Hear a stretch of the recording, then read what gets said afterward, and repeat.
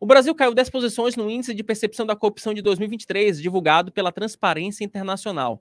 Dos 180 países avaliados, o país ficou na 104ª posição, logo atrás de Belarus, Etiópia, Gâmbia, Zâmbia e Argélia.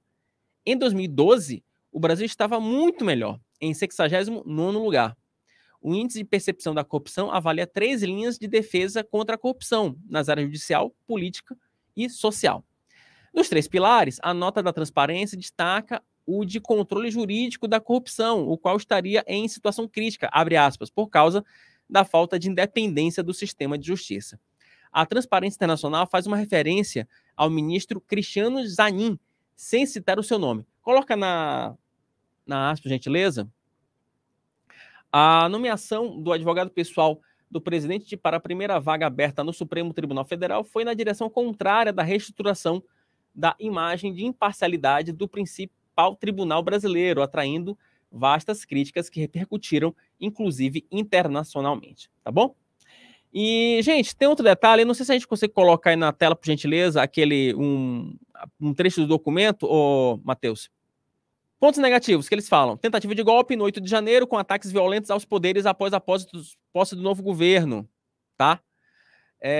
Ampliação e fortalecimento do chamado Centrão. Pressões para a fragilização da lei das estatais e, portanto, governança dessas empresas. Nomeações políticas para o sistema de justiça, né? Enfim, aí tem a questão do Cristiano Zanin. Agravamento da percepção de impunidade. Anulação por decisão monocrática do ministro Dias Toffoli de todas as decisões obtidas por meio do acordo de leniência da Odebrecht. Declaração de constitucionalidade pelo STF de dispositivos, indicação e manutenção de altos cargos do governo de indivíduos denunciados formalmente pela imprensa ou de envolvimento em esquemas de corrupção. Então você tem aí esse contexto, essa conjuntura, né, que fez com que a Transparência Nacional tivesse essas conclusões, que o Brasil caiu 10 posições no ranking de percepção sobre a corrupção, tá bom? Deixa eu chamar o Rodrigo Oliveira, eu sei que isso não estava na pauta, mas tem um detalhe que eu queria te perguntar, Rodrigo, porque... Não, volta para a tarde sobre a questão da corrupção lá da transparência, tá, Matheus? Isso, muito bem. Porque tem um detalhe, Rodrigo, que você já falou aqui no programa, que tem ligação com essa questão, que é a governança das empresas públicas. Né? Tivemos aí o caso da Vale, tentativa de interferência na Vale, que não deu certo, de se incluir o Manteiga, mas o governo Lula emplacou o Aloysio Mercadante no BNDES. E, enfim, aí você tem... Opa, vazou a minha voz aqui, rapaz. E aí você tem todo esse contexto que faz com que o Brasil, de fato, perca essas posições e que o Brasil seja visto internacionalmente como um país corrupto. Traçando, em linhas gerais, é isso. E a questão dessa governança das empresas públicas, ela, de fato, é um ponto nevrálgico. Eu queria entender, Rodrigo, não sei se você vai poder me ajudar nisso, mas até que ponto que esse tipo de indicação política, ela passa uma sensação de que há uma interferência do poder público nesse tipo de empresa e o quanto que isso pode ser nocivo tanto para o Brasil quanto para os mercados. Boa tarde, querido. Boa tarde, Wilson. Boa tarde, pessoal do chat aí. Olha só, esse é um assunto meio complexo, né? Mas, assim, de fato, né, você tem uma percepção ruim quando você tem um avanço sobre a Vale, quando você tem uma tentativa de reestatização ou de mudança de regras contra a Eletrobras, quando você tem até cancelamento judicial por motivos que, às vezes, não são o de inocência de quem está sendo investigado, e sim alguma formalidade que deixaram escapar durante anos e, quando finalmente viram, você recomeça o processo, mas aí ele acaba caducando, né? Então, assim, é óbvio que isso exige o que a gente chama no mercado financeiro um prêmio, né? Se você vai emprestar dinheiro para uma pessoa que você tem uma percepção de que aquela pessoa não é honesta, obviamente você vai cobrar mais caro. Esse é um dos motivos que os nossos juros ficam mais altos, né? Claro que aqui é um valuation quase freestyle, mas isso também entra no prêmio. O fato de você estar novamente tentando trabalhar Petrobras, Eletrobras, Banco do Brasil, Previ, Caixa Econômica, com métodos parecidos aos que foram feitos, ou que foram adotados nos anos passados, nos Lula 1, 2, 3 e 4, óbvio que isso traz uma sensação de insegurança. Ninguém está dizendo que o governo é ruim ou que o governo é corrupto, per se, né?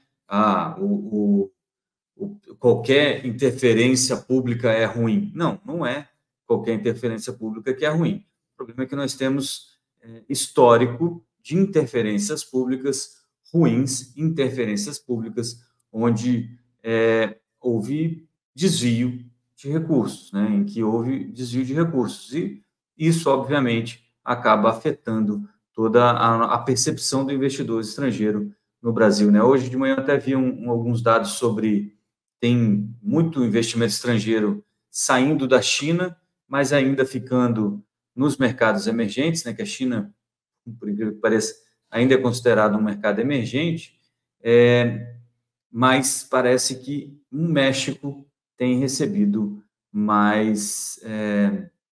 uma parte maior desse investimento. Aí a gente disputando com Índia, Brasil, Índia e México, mais ou menos, e o México pegando o maior quinhão disso. E você fala, pô, mas o México é um país extremamente violento. Sim, é um país extremamente violento. Eu não sei muito bem como funcionam os índices de corrupção lá e se isso está no preço ou não está no preço. Tem outras vantagens geográficas, etc. e tal, proximidade para os Estados Unidos e isso tudo. O fato é que no Brasil a gente tem esse problema, que é uma percepção de que as leis estão, né, você tem uma certa insegurança jurídica e você tem um histórico de corrupção que atrapalha bastante o investimento estrangeiro, né? Claro que obviamente, a gente tenta mudar isso de tempos em tempos, né? Estava vendo aí a operação da polícia acompanhando você falar aí do ramagem, etc. e tal. O Lula comentar ali sobre a independência da Polícia Federal e tudo mais, é isso que a gente espera, que a Polícia Federal seja independente, que ela não seja uma polícia de ocasião, né? Que ela seja uma polícia de Estado que vai coibir crimes contra o Estado ou do Estado contra o cidadão. Mas, então, isso tudo, quando você coloca tudo isso no pacote, eu sempre falo, a melhor forma de a gente enxergar essas coisas é pensar em, poxa, eu vou emprestar dinheiro para um cara que tem